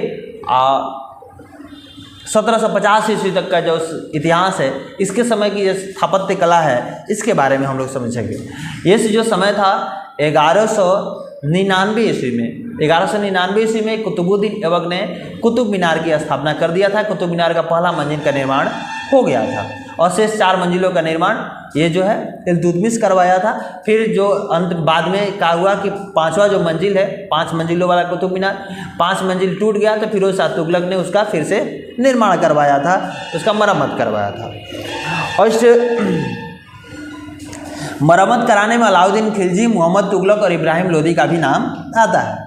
राजस्थान के बूंदी में स्थित रानी की बावड़ी बनवाया गया, जो रानी नथावत ने बनवाया था। ये जो रानी नथावत थी अनिरुद्ध सिंह की, बूंदी के राजा थे अनिरुद्ध सिंह, उनकी पत्नी हुआ करती रानी थी। कंदरिया महादेव जो मंदिर है, कंदरिया महादेव मंदिर का निर्माण चंदेल राजा धंग देव द्वारा करवाया गया था, 999 ईस्वी में कराया गया था। चालू पल्लम का अर्थ जो है चढ़ाईदार रास्तों का गांव होता है। तंजावुर में राजराजेश्वर मंदिर है, जो राजराज प्रथम द्वारा राजराजदेव द्वारा बनवाया गया। 12वीं सदी के निर्माण कार्य में चूना पत्थर और सीमेंट का उपयोग होने लगा था। उससे पहले केवल पत्थरों से ही मंदिर बनवाए जाते थे। और 12वीं सदी जब आया तो उस वक्त क्या हुआ, चूना पत्थर और जो है सीमेंट का उपयोग होने लगा था स्ट्रक्चर बनाने में, स्थापत्य कला में। मुसलमान सुल्तान स्वयं को अल्लाह की परछाई के रूप में प्रस्तुत करते हैं। फारसी शब्द आबाद या आबादी जो है ये आब शब्द से बना है। आब का मतलब पानी होता है, हवा होता है, और आबादी का जो अर्थ होता है जनसंख्या या समृद्धि होता है। हौज सुल्तानी तालाब का निर्माण इल्तुतमिश द्वारा करवाया गया था। 9वीं शताब्दी के जो 9वीं शताब्दी है उसके प्रारंभ में, शुरुआत में 9वीं शताब्दी में ही तो चोल वंश का स्थापना हुआ था, विजयालय ने किया था वहाँ मुटरियार परिवार को हराकर। तो 9वीं शताब्दी के आरंभ में पांड्यन राजा श्रीमर सिल्लभ पांड्य वंश के राजा थे। चोल वंश जो है, चोल वंश के नीचे वाला जो साम्राज्य था पांड्य वंश था, बाद में चल के चोल साम्राज्य में मिला लिया गया था उसको भी। तो पांड्य राजा थे श्रीमर श्रीवल्लभ, इन्होंने श्रीलंका पर आक्रमण किया था और वहाँ के राजा सेन प्रथम को पराजित किया था, और वहाँ से बहुत ज़्यादा धन लूट के लाए थे ये। उसमें बुद्ध की प्रतिमा, सोने की प्रतिमा भी लूट के लाई गई थी। और इसी के विरोध में धम्मकिति ने लिखा है, धम्मकिति एक इतिहासकार है, वो लिखे कि वह सारी बहुमूल्य संपदा लूट के लेके चला गया। कौन था? पांड्य राजा था श्रीमर श्रीवल्लभ। तो इसके बदले में अगले सिंहली शासक थे, नाम था सेन द्वितीय, ने आक्रमण करने के लिए जो है मदुरै पर आक्रमण करने के लिए आदेश दिया, और इस अभियान में बुद्ध की मूर्ति को निकालने और वापस लाने हेतु महत्वपूर्ण प्रयास किया गया था। 11वीं सदी में, ये तो 9वीं सदी की बात है। अब 11वीं सदी में क्या हुआ? 11वीं सदी के आरंभ में जब चोल राजा राजेंद्र प्रथम ने अपनी राजधानी में शिव मंदिर का निर्माण करवाया, तो वो जितने सारे राज्यों को हराया था वहाँ से मंदिरों में उपस्थित जो मूर्तियां हैं, मूर्तियों को लूट लूट के ले जाके उस मंदिर में जाके जमा किया था। जैसे में कौन कौन था? पराजित शासक थे चालुक्य, चालुक्यों से सूर्य पीठिका छीनी गई थी लेके, और एक गणेश की मूर्ति मिली थी, दुर्गा की कई मूर्तियां मिली थी। ये जो है चालुक्यों से लूटा गया था। पूर्वी चालुक्यों से नंदी की मूर्ति मिली थी। उड़ीसा के कलिंग, जब कलिंग पे आक्रमण किया था ये क्या बोलते हैं राजेंद्र प्रथम ने, तो वहाँ से भैरव और भैरवी की प्रतिमा ले गया था। बंगाल के पालो पर जब आक्रमण हुआ था तो वहाँ से उसने काली देवी की जो कई मूर्तियाँ हैं वहाँ से लूट के ले गया था, और उस मंदिर में, तंजौर का जो बृहदेश्वर मंदिर है उस मंदिर में ले जाके ये सारी सोने की मूर्तियों को वहाँ पे जमा किया गया। और उसी का समकालीन, राजेंद्र प्रथम का ही समकालीन जो है मोहम्मद गजनी जिसको कहा जाता है, गजनवी, ये उसी का समकालीन था।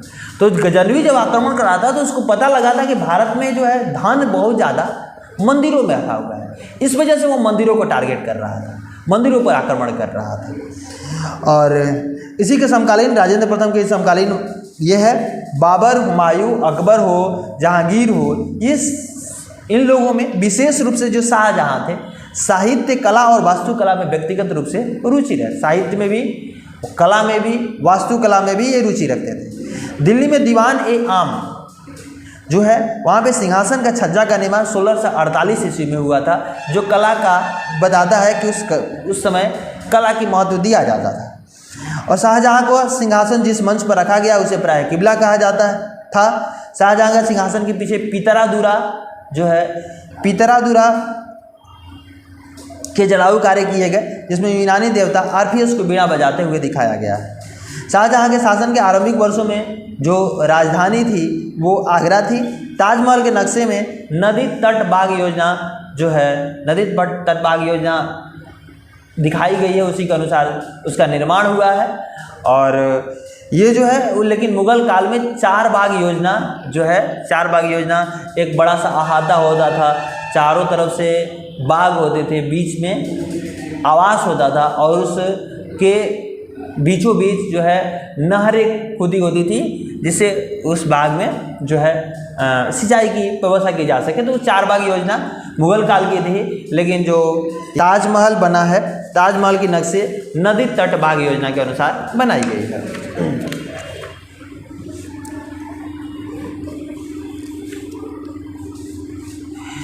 अब जो है उस वक्त जो है ये नहीं था कि कई सारे राजवंश थे, तो राजवंशों में जो है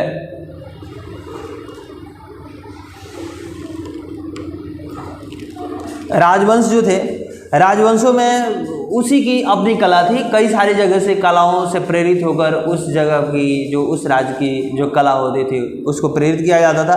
जैसे विजयनगर में राज्यों की गजशालाओं पर बीजापुर और गोलकुंडा जैसे सल्तनतों की वास्तुकलात्मक शैली का जो है प्रभाव मिलता है।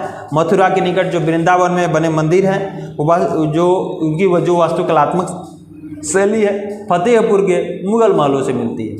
गोविंद देव मंदिर का निर्माण जो है लाल बलुआ पत्थर से हुआ है। फतेहपुर सिकरी का जोधाबाई महल गुजरात की वास्तुकला से प्रभावित है। गोथिक शैली की विशेषता है, उस समय गोथिक शैली प्रभाव में आई थी। उसमें जो बड़े बड़े मकान बनाए जाते थे, मकानों के ऊपर तिरछा इस तरीके से जो है इस तरीके से ऊंचा जो है मेहराब बनते थे, नुकीले मेहराब बनते थे, रंगीन कांच का प्रयोग होता था, उड़ते हुए जुराबे वहाँ पे होते थे। इस शैली की जो सर्वोत्कृष्ट उदाहरण है पेरिस का नॉट्रे-डेम चर्च है, वहाँ पे गोथिक शैली का सर्वोत्कृष्ट उदाहरण देखने को मिलता है। फिर टोडा निर्माण शैली, टोडा निर्माण शैली में क्या होता था कि इसमें सहतीर लकड़ी के सहतीर होते थे। जैसे इस तरीके से सहतीर है दोनों तरफ से, ऊपर से मान लीजिए कि जंगला निकालना है, खिड़की नहीं बनाना है, तो ऊपर से इस तरीके से एक और सहतीर डाल दिया गया, तो ऊपर से क्या हो गया, ऊपर से एक खिड़की हो गया, दरवाज़ा हो गया। इस तरीके से रचनाएं बनाई जाती थी। ये टोडा निर्माण शैली के अंतर्गत बनाई जाए। चापागार शैली में दरवाज़ा और खिड़की होता था, उसके ऊपर जो है उसके ऊपर की अधिरचना जो होती मेहराबों पर डाला जाता था, तो ये चापागार शैली होती थी। चोल राजाओं की जो राजधानी थी तंजावुर, कावेरी नदी के पास बना शहर है। तंजावुर नगर का जो वास्तुकार था कुंजरमलन राजा पेरुथच्चन था। चोल साम्राज्य में राजा मंडपों में अपना दरबार लगाते थे। तंजावुर और उरैयूर शहर जो है कपड़ा उत्पादन के प्रमुख केंद्र उस वक्त थे। कांसा धातु तांबे और टीन के मिश्रण से बनती है। चोलकालीन जो कांस्य मूर्तियाँ होती थी उसको लुप्त मोम तकनीक से बनाया जाता था। तमिलनाडु के मंदिर नगर जो है कांचीपुरम और मदुरै, आंध्र प्रदेश के मंदिर नगर तिरुपति है। अजमेर में 12वीं सदी में प्रसिद्ध सूफी संत ख्वाजा मोइनुद्दीन चिश्ती बसे। पुष्कर सरोवर जो है अजमेर के पास है। फिर 8वीं शताब्दी से ही भारतीय जो उपमहाद्वीप थे, उपमहाद्वीप में अनेक छोटे छोटे नगरों का संजाल बिछने लगा था। अनेक छोटे छोटे नगर अस्तित्व में आने लगे थे। इन नगरों में एक मंडपिका होती थी, जिसे उनमें ऐसी गलियां होती थी जिन्हें दुकान एवं बाजार होते थे, जिसे हट कहा जाता था, यानी आज के डेट में हाट या बाजार। आमतौर पर कोई सामंत या जमींदार इन नगरों में उसके आसपास किलेबंदी कर महल बना लेता था और ये व्यापार की वस्तुओं पर कर लगाता था जो जमींदार होता था, और कभी कभी इन करों के संग्रहण का अधिकार स्थानीय जो मंदिर है मंदिरों को दे दिया जाता था। व्यापारी अपने हितों की रक्षा के लिए व्यापार संघ बनाते थे। उस समय में 8वीं सदी के प्रमुख व्यापारिक संघों में मणिग्रामम और नानादेशी आते हैं। भारतीय व्यापारी विदेशों से कपड़े और मसाले बेचते थे, बदलों में अफ्रीका से सोना, हाथी दांत, चांदी ये सब, और दक्षिण पूर्व एशिया और चीन के से मसाला, टीन, मिट्टी के बर्तन और चांदी लाते थे। लाल सागर के बंदरगाहों में बेचे जाने वाले भारतीय मसाले और कपड़े इटली के व्यापारियों द्वारा खरीदे जाते थे और वहाँ से उन्हें यूरोपीय बाजारों में पहुँचाया जाता था। काबुल और कंधार जो है सिल्क रूट से जुड़ा हुआ था और इसी मार्गों पर घोड़े का व्यापार भी होता था। बीदर के शिल्पकार तांबे और चांदी की जड़ाई में के लिए प्रसिद्ध थे। हम्पी नगर जो है कृष्णा और तुंगभद्रा नदियों की घाटी में स्थित है। यह नगर 1336 ईस्वी में स्थापित विजयनगर जो साम्राज्य है उसका केंद्र था। ये हम्पी के किलों का निर्माण करने के लिए शिलाखंडों को जो है एक के नीचे एक से गूथा गया है, एक तरीके से जोड़ा गया है। एक पुर्तगाली यात्री जो है डोमिंगो पेज ने हम्पी का वर्णन किया है। विजयनगर के शासक कृष्णदेव राय ने एक विशाल जलाशय का निर्माण करवाया था। महानवमी जो पर्व है, जो हम लोग नवरात्र जो अक्टूबर महीना में नवरात्र में मनाया जाता है, दुर्गा की जो पूजा होती है, उस नवरात्र को अच्छी बड़ी धूमधाम से हम्पी में मनाया जाता था। 1565 ईस्वी में जो दक्कनी सुल्तान थे, अहमदनगर, गोलकुंडा, बीजापुर, बरार और बीदर, ये पांचों मिलके विजयनगर पर आक्रमण करते हैं 1565 ईस्वी में, जिसको तालीकोटा का युद्ध कहा जाता है। और इस युद्ध के बाद जो है विजयनगर की पराजय होती है और हम्पी का नाश होता है, हम्पी का पतन होता है। सूरत जो है होरमुज की खाड़ी से होकर पश्चिमी एशिया के साथ व्यापार करने के लिए मुख्य द्वार था। और यहाँ से जो है बीपीएससी से क्वेश्चन उठा के यहाँ से डायरेक्ट डाला है कि मक्का का प्रस्थान द्वार किसे कहा जाता है, तो सूरत को मक्का का प्रस्थान द्वार कहा जाता है। और सूरत जो है होरमुज की खाड़ी पर स्थित जो है पश्चिमी एशिया के साथ व्यापार करने के लिए एक मुख्य द्वार हुआ करता था। एक अंग्रेज इतिहासकार है ओविंगटन, उन्होंने सूरत का वर्णन किया कि 1689 ईस्वी में सूरत बंदरगाह का वर्णन करते हुए लिखा कि यहाँ पे किसी भी समय आइए, अलग अलग देशों के 100 जहाज आपको देखने को मिल सकते हैं सूरत के बंदरगाह पे। और मसूलीपट्टनम और मछलीपट्टनम नगर कृष्णा नदी के डेल्टा पर स्थित था। 17वीं सदी में यह भिन्न भिन्न गतिविधियों का केंद्र रहा। मसूलीपट्टनम का जो किला हॉलैंड वासियों ने बनवाया। विलियम मेथवेल्ड ने मसूलीपट्टनम का वर्णन किया है। 1686 से 87 में औरंगजेब ने गोलकुंडा को मुगल साम्राज्य में मिला लिया। और गोलकुंडा जब मिला 1687 में, तो 18वीं सदी में जो मसूलीपट्टनम का है, मसूलीपट्टनम का एक तरीके से अधः पतन देखने को मिलता है। कारण कंपनी के जो व्यापारी थे और बम्बई, कलकत्ता और मद्रास की ओर जाने लगे थे, इस वजह से मसूलीपट्टनम धीरे धीरे खत्म हो गया। 16वीं और 17वीं सदी के प्रमुख जो व्यापारी होते थे, भारत के जो प्रमुख भारतीय व्यापारी थे, मुल्ला अब्दुल गफूर और वीरजी बोरा थे। ये लोग जो है कंपटीशन किए थे उस वक्त के विदेशी व्यापारियों से, लेकिन विदेशी व्यापारियों से कंपटीशन करने में सफल नहीं रहे। अंग्रेजों ने मद्रास में फोर्ट सेंट जॉर्ज और कलकत्ता में फोर्ट सेंट विलियम की कोठियों में आवास बनाया।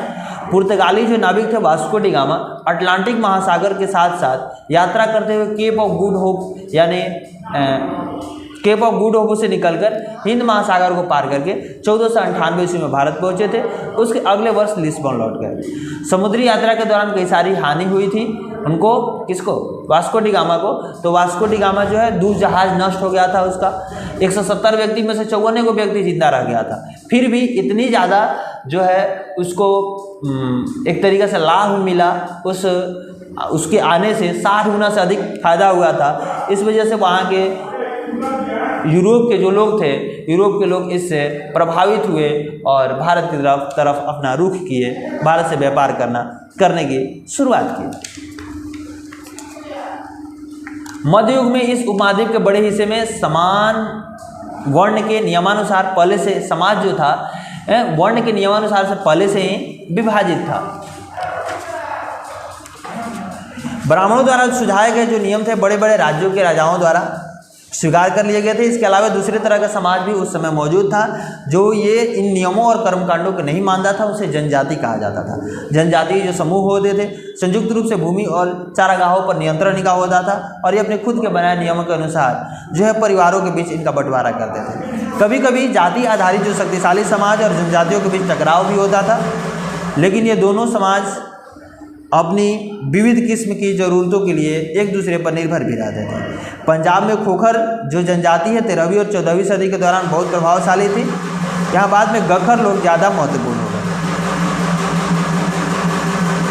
कमाल खान गखर इतने ज़्यादा महत्वपूर्ण हो गए कि अकबर ने अपना जो है मनसबदार इसको बनाया था कमाल खान गखर। मुल्तान और सिंध में मुगलों के अधीन करने से पहले लंगाह और अर्धुन लोगों का प्रभुत्व विस्तृत क्षेत्रों पर था। पश्चिमी हिमालय में गणेरियों की जनजाति रहती थी।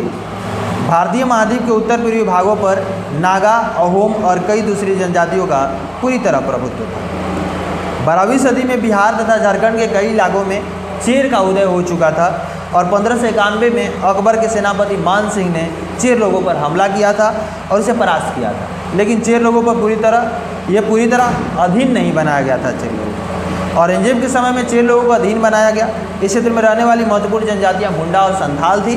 बिहार क्षेत्र में कर्नाटक, महाराष्ट्र में कोली और बिराज जनजातियाँ देखने को मिलती है। गुजरात में कोली और दक्षिण में कोरगा, वेतर और मारवाड़ जो है देखने को मिलती है। भील जनजाति पश्चिमी तथा मध्य भारत में, छत्तीसगढ़, मध्य प्रदेश, महाराष्ट्र और आंध्र प्रदेश में गोंड जनजाति थी। बंजारा जनजाति सबसे महत्वपूर्ण व्यापारी खानाबदोश थे। कारवा इनका टांडा कहलाता था। अलाउद्दीन खलजी बंजारा जनजाति का उपयोग जो है नगरों के बाजारों तक अनाज की ढुलाई के लिए किया करते थे। मुगल सेना के अभियानों में खदान की ढुलाई का काम बंजारा जनजाति के लोग ही किया करते थे। अब जो गोंड जनजाति थे, इनका निवास गोंडवाना जो क्षेत्र है, गोंडवाना क्षेत्र में माना जाता है। वे स्थानांतरीय कृषि करते थे। गोंड जनजाति कई छोटे छोटे कुलों में बटी थी और प्रत्येक कुल का अपना राजा होता था। गोंड राज्य वो गढ़ कटंगा है, उसमें 70,000 गांव थे। राजगढ़ में विभाजित थे और गढ़ किसी कुल में के नियंत्रण में होता था। गढ़ कटंगा के गोंड राजा अमन दास ने संग्राम शाह की उपाधि धारण की थी। अमन शाह के पुत्र एक दलपत ने महोबा के चंदेल राजपूत सालबहान की पुत्री दुर्गावती से विवाह किया। लेकिन जो है दलपत की मृत्यु कम समय में ही हो गई थी, कुछ दिनों में ही मृत्यु हो गई थी। और दुर्गावती जो थी अपने योग्य थी अपने 5 वर्ष के पुत्र वीर नारायण के नाम पर शासन करने की कमान संभाली थी।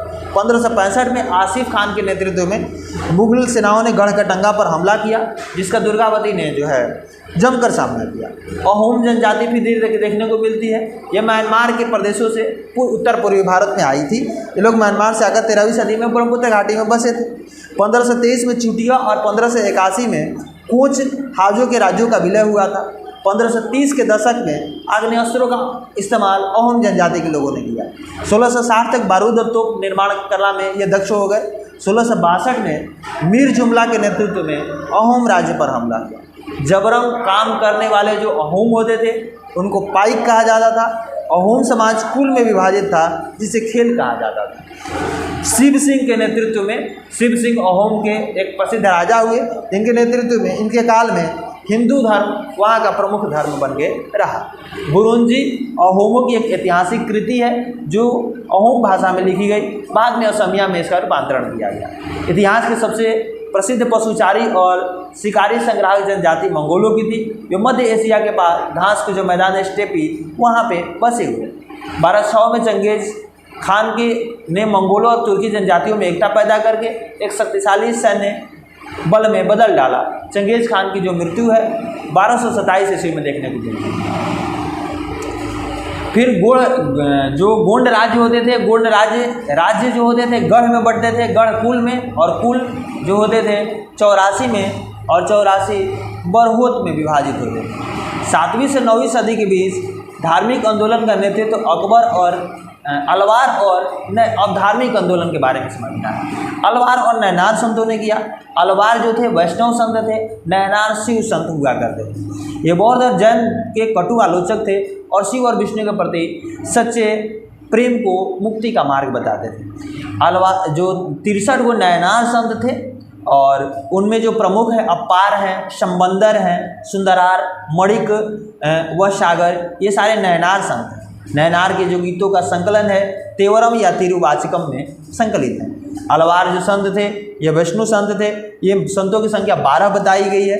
इसमें पेरिये अलवार, अंडाल इनकी पुत्री थी, तोंडर, डिपोडी और नम्मलवार। इनका गीत जो संकलन है दिव्य प्रबंधम में देखने को मिलता है। 10वीं से 12वीं सदी के बीच चोल और पांड्य राजाओं ने उन धार्मिक स्थलों पर बड़े बड़े मंदिरों का निर्माण करवाया जहां ये संत गए हुए थे।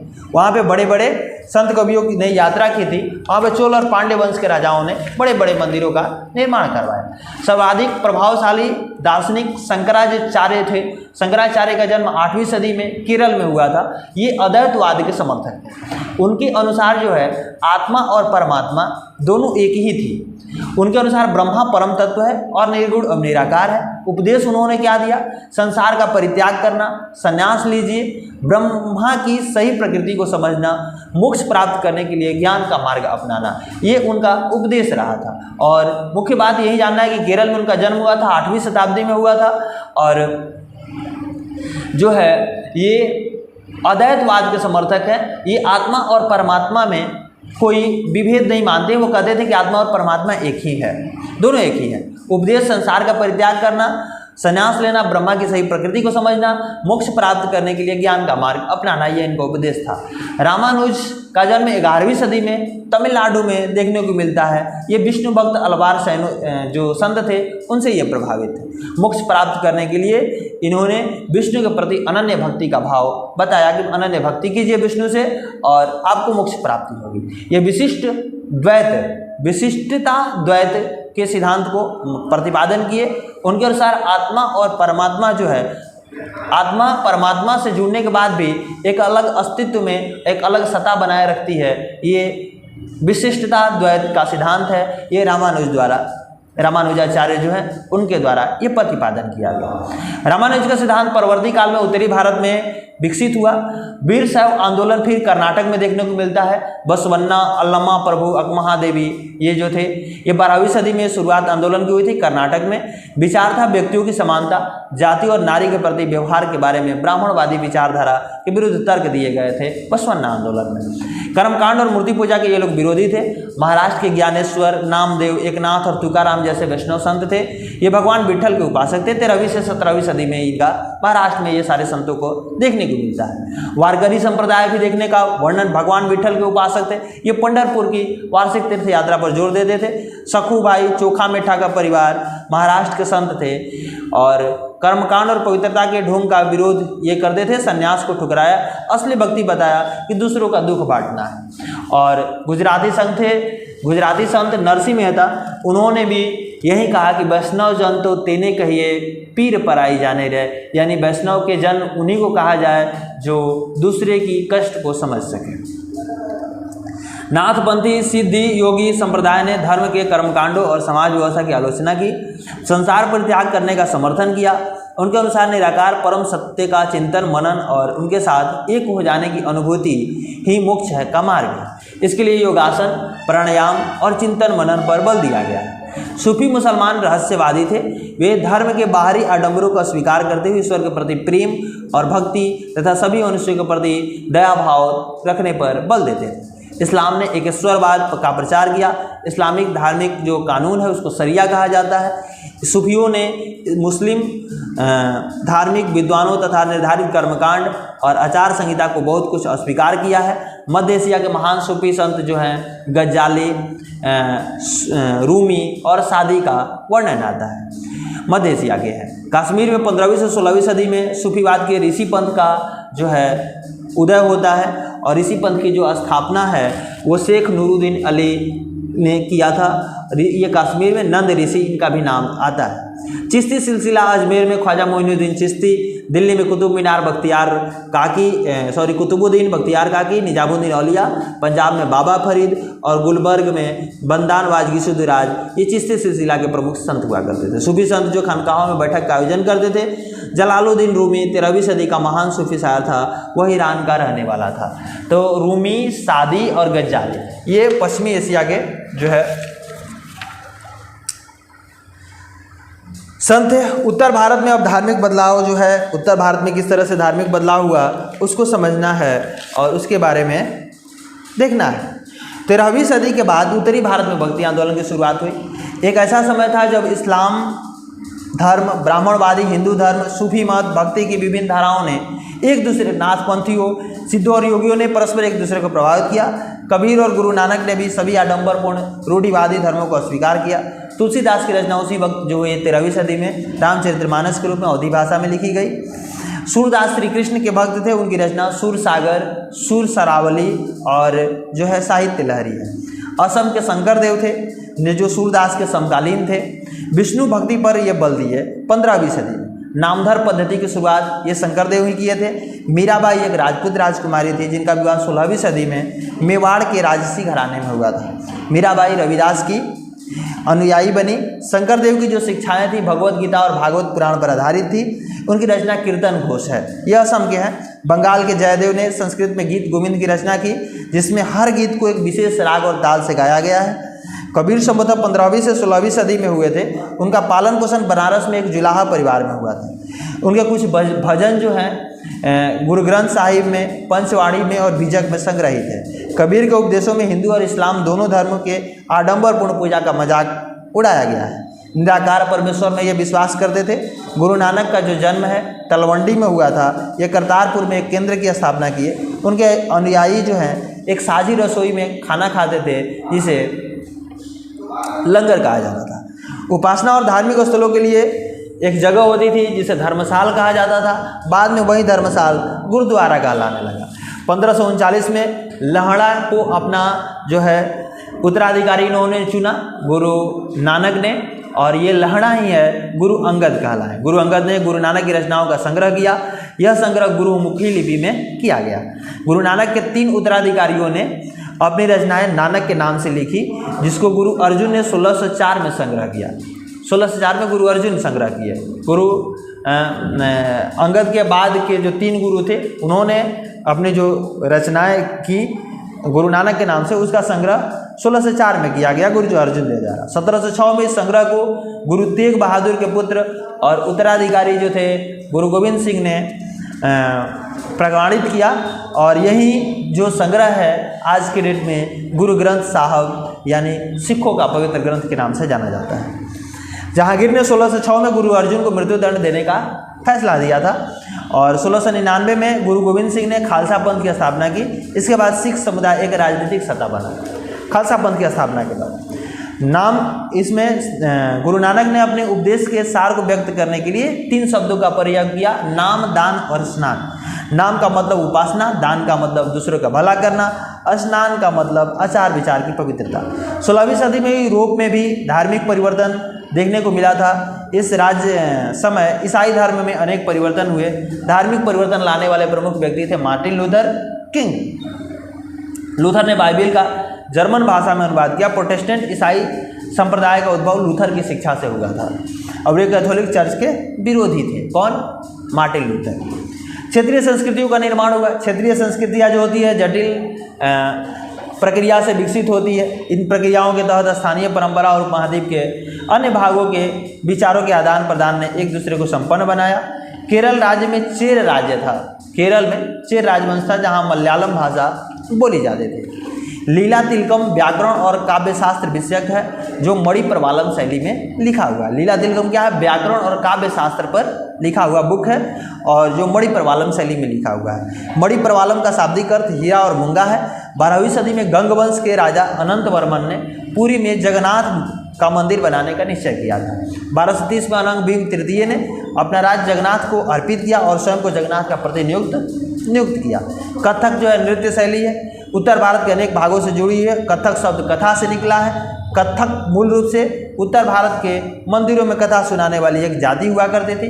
अवध के अंतिम नवाब थे अवाजीद अली शाह के संरक्षण में यह नृत्य शैली के प्रमुख कला के रूप में उभरी। भारत के 6 गो शास्त्रीय नृत्य हैं, जिसमें भरतनाट्यम है, कथक है, कथकली है, ओडिसी है, मणिपुरी है और कुचिपुड़ी। तो भरतनाट्यम तमिलनाडु में, कथकली केरल में, ओडिसी उड़ीसा में, मणिपुरी मणिपुर में, कुचिपुड़ी आंध्र प्रदेश में और कथक पंजाब, हरियाणा, जम्मू कश्मीर, बिहार, यूपी वाले क्षेत्रों में। मुगल बादशाह जो थे अकबर, जहांगीर, शाहजहां अत्यंत कुशल चित्रकारों को संरक्षण प्रदान किए थे।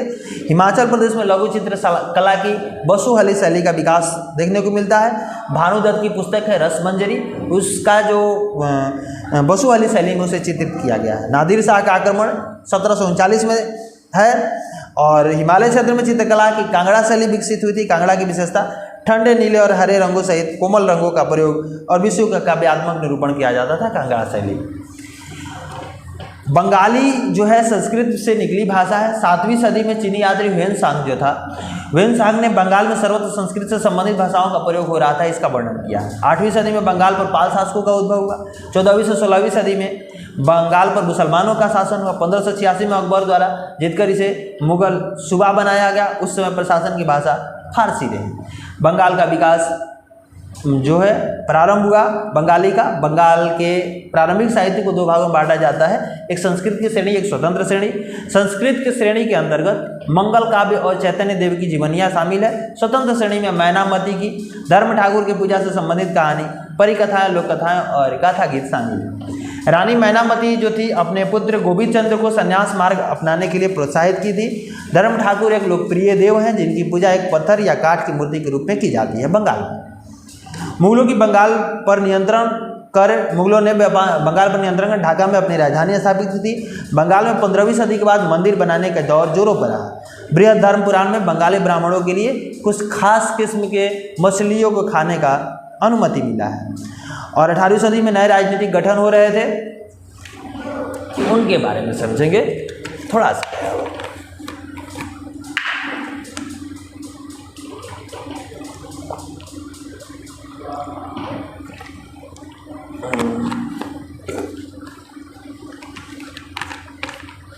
औरंगजेब की मृत्यु 1707 में हो गई।